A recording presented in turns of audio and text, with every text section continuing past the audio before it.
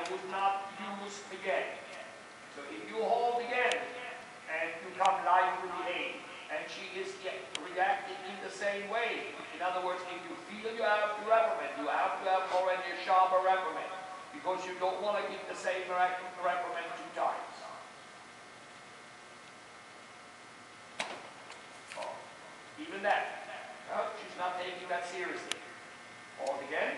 Now, a little bit to modify the whole exercise, don't let her stand very long, and don't let her walk very long. That's enough. So all good and brace. Good.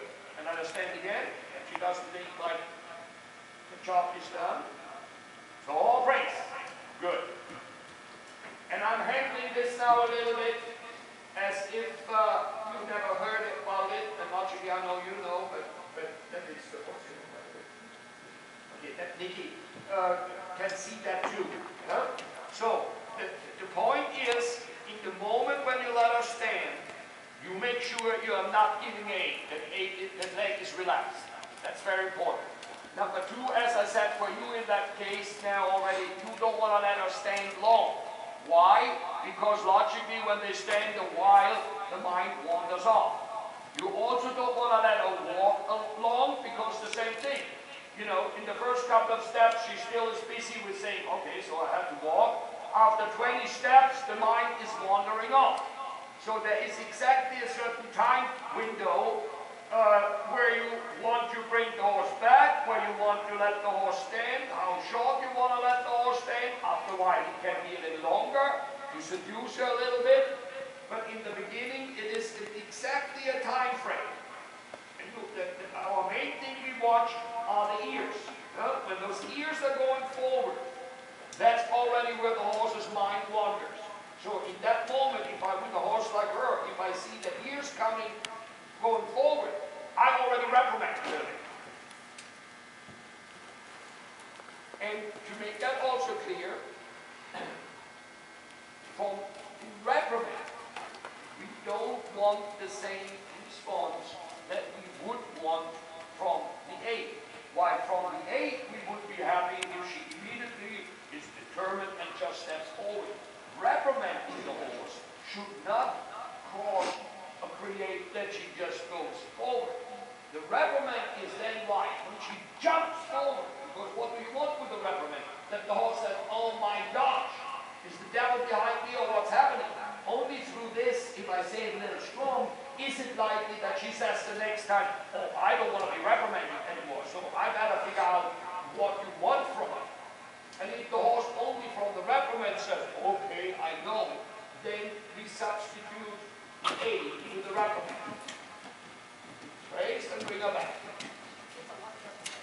Yeah, but if it also the reprimand is to eat, that's the point. Let's see whether I can help the one or the other time from the ground to see. And of course, like she stalls, yeah, which I'm sure you'll see later. And I mean, and Dan gives a lot of reprimand, and she just kind of tunes it out. And, I mean, she takes a lot of stick, but.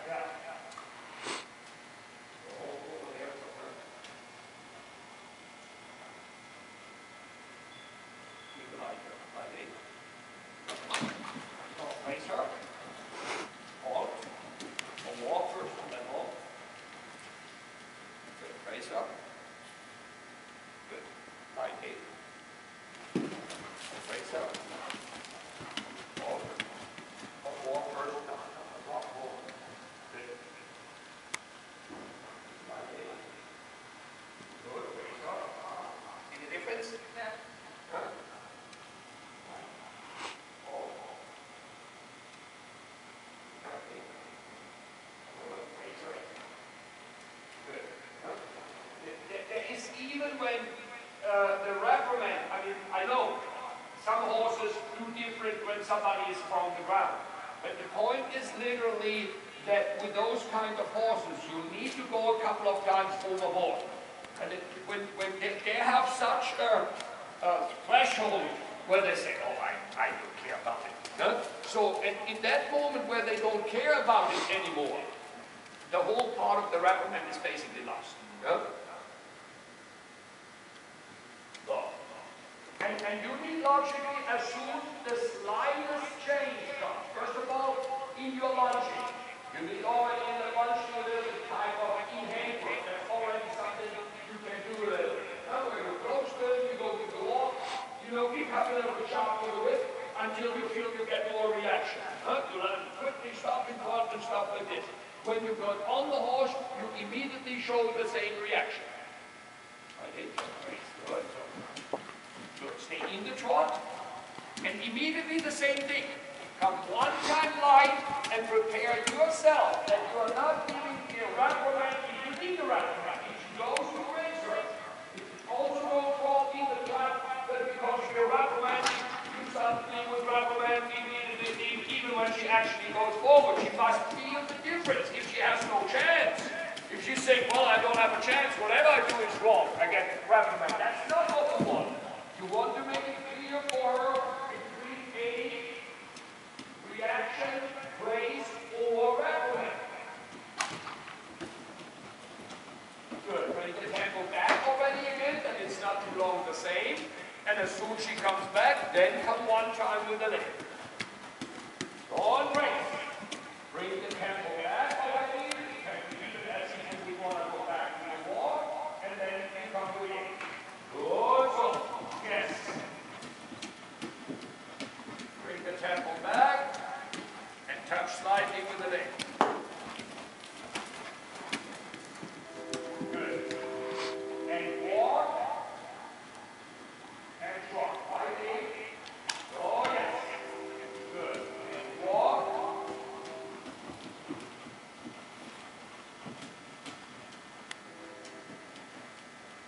And fighting. And trot. On brace. Good. And walk. And stay in the walk. And no aid. Chapter 1. You don't give an aid. You just let her walk, but if she says, okay, you know, he's not helping me, so I slow down, you will reprimand immediately. Oh, yes. Good, and walk. Now let me bring her earlier back. Good, no aid. And you have an expectation how much she's supposed to walk. And as long as she walks that way, there is no reprimand, there is no help, there's nothing. And she says, okay, that's nice. But if she says, okay, I guess I can also slow down, then you convince her through the reprimand, no, you cannot slow down. Now, through this they learn, in a certain tempo. Everything is fine. I hold this all right. Not a problem. But if I slow down, I'm dropping in. If we want every dressage horse, every riding horse, but every dressage horse has to understand walk, trot, and canter in a somewhat active way. I have to do it. I ride a lot. But that they learn that we need not to give an 8, let's say, or 1. If we give an 8, then the horse basically is depending on the 8. We keep lunging the 8 from the horse to the wall, but then I let them leave the horse alone. And if the horse says, goes a couple of steps, oh, you're not driving me, I slow down the horse. And pretty soon the horse understands. As I'm walking, I'm fine. Safety in the trot. I give an 8 to trot. The horse starts trotting, I give no 8. Horse goes a couple of steps and suddenly slows down. Pretty soon he understands, aha, if I'm going only a basic tempo. Brilliant.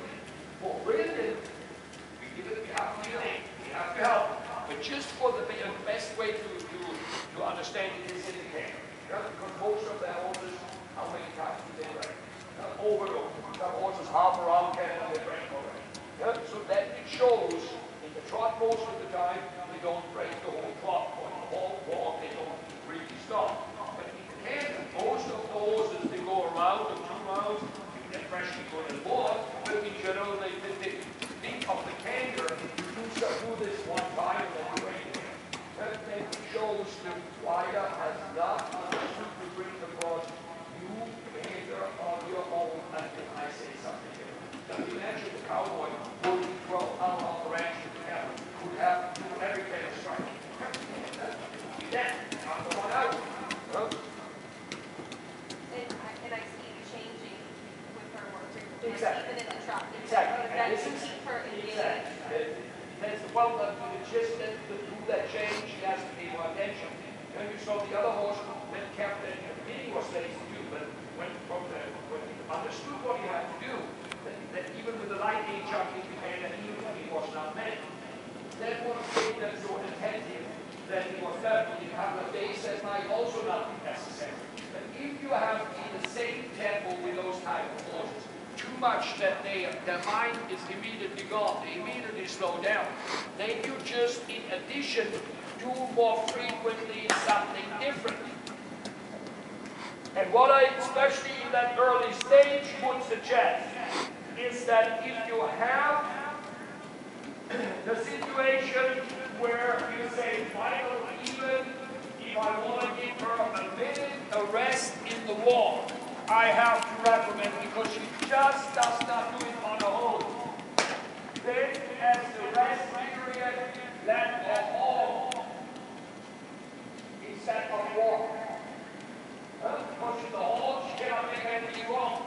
Because logically, if you consistently would have to recommend, that's not good either. Do you see what I'm saying? And the walk is very often more than game where it's harder to keep them going on their own. Those more lazy horses or so. Oh, good. Good. And hold, and understand together and take a breath.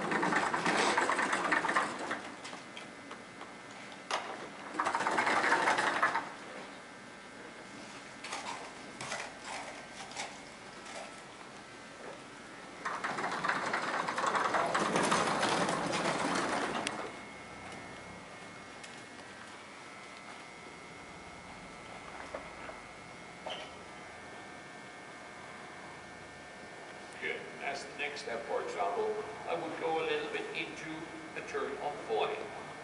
Have a tie a little bit next to the right side. Good. Turn your body a little bit, your right leg a little bit further back. And let her move a little bit away from that right leg. So brace up. Just one step. That's good. And again. Right flexing, that's important. Good. And then tap. So, brace up. Good. And one more step.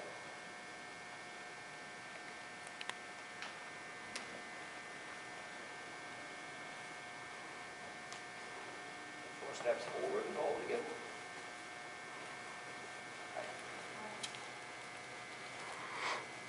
Left flexing, and bring your left leg and a little bit down. Push the arms a little bit away.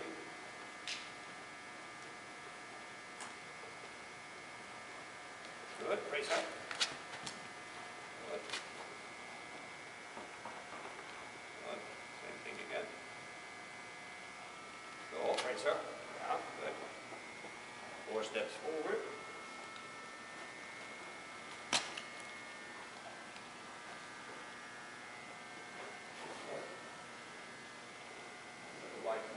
And let her move away from the right leg again.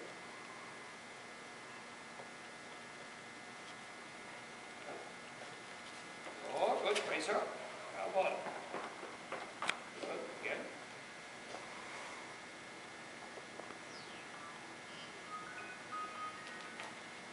Good.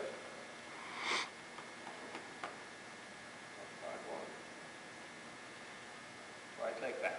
That is a little further back. Oh, it's good. Oh, yeah. Good, good. Now keep her a little bit leg yielding. Stop again. And as soon the arm just move over. Slow down, slow down, slow down, slow down. Start with the turn on the forehand, and then as soon the arm just move, then get her just a little bit going. Oh. The right flexing. Good. Oh, yeah. Oh, it's good. Come on. And again, come on. Oh, it's good. It's built up on the turn.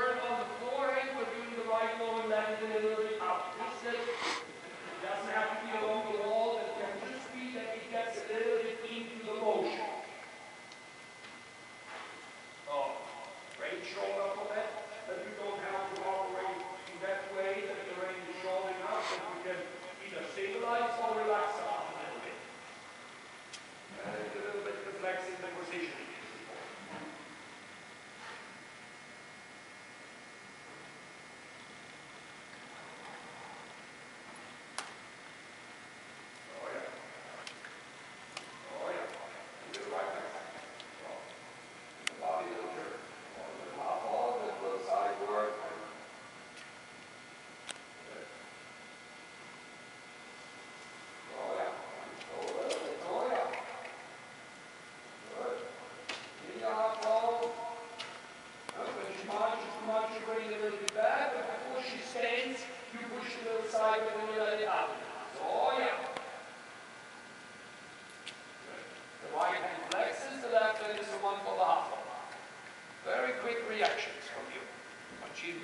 Immediately you bring it back. As soon as she wants to stop, you immediately let it go more forward. Yeah.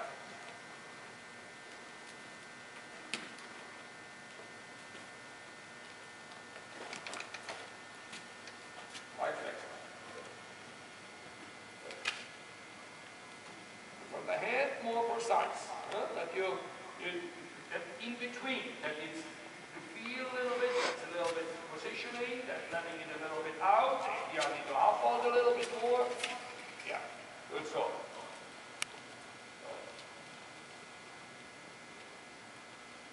Good. Right leg back. Keep the right leg go back. And the very knee to our body. Good so. Good. Oh yeah. The flexing is the secret. But not consistent. Huh?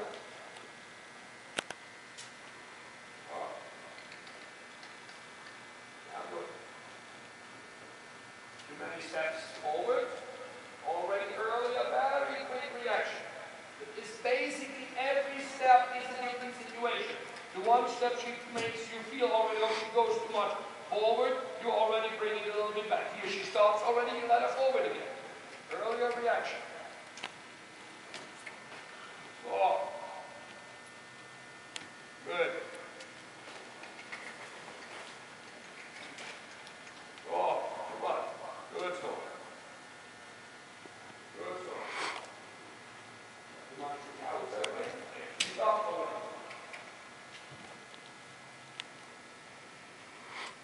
Good so. Oh, yeah, good.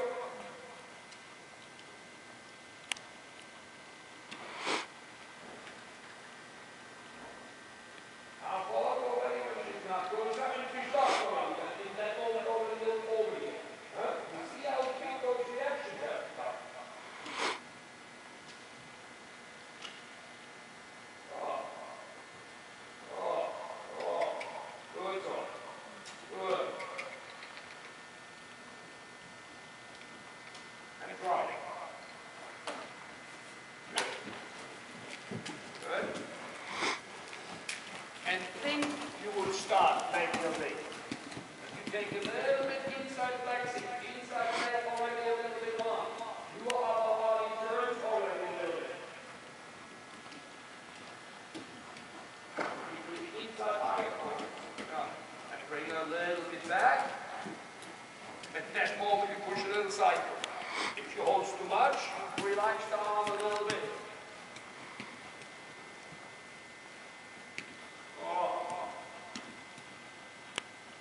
If you have the flexing, if you fall over the outside shoulder, then for one moment with a more stabilized arm, you turn the body and you bring the both ends the shoulder a little bit in the turn while the right leg pushes the hunches out and goes with her again.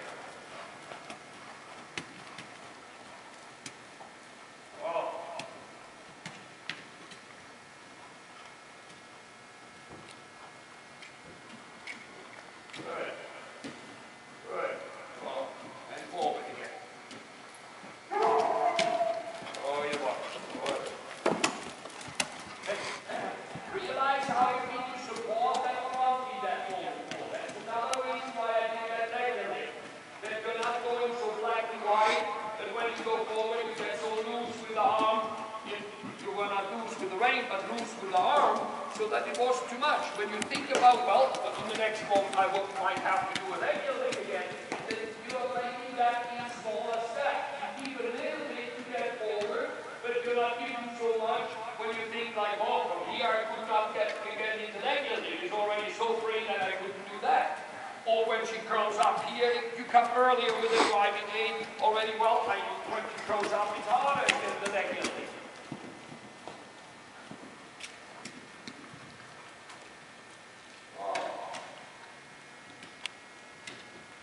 Oh, yes. You could almost say the point is not the leg yielding. The point is the consistent preparation, what would be necessary for the leg yielding. If she doesn't go forward and stops or almost stops, well, then you have not enough forward. If she doesn't flex to the inside, well, then you couldn't do a leg yielding. If she flexes so to the inside that she falls over the shoulder, you also could not do a leg yielding. If she goes to free forward, you also could not do a leg yielding. So it's more consistently to feel what would not allow the leg yielding instead of the leg yielding itself. And that's with every dressage exercise. Whether this is leg yielding, whether this is half pass, whether this is flying change, it's consistently to realize first, before we actually execute a certain exercise, what would not allow to do the exercise? What is the problem that's coming up? You see what I'm saying? You could say, almost say that's a different, I understand a little bit, make her left, so I, you step one, step forward. Yeah. Good. So did you realize how immediately, because there were so many things she had to do, she could not be lazy? That's a little bit with those type of horses, the way to do that, that you need what is not rushing enough. On the one hand, that's good, because through this, you keep them attending, but they are not settling and they're often so steadily into something. Now when you think about the horses that you're in before, where on the one hand it is, with the other one they say, oh, it makes so much sense, the time factor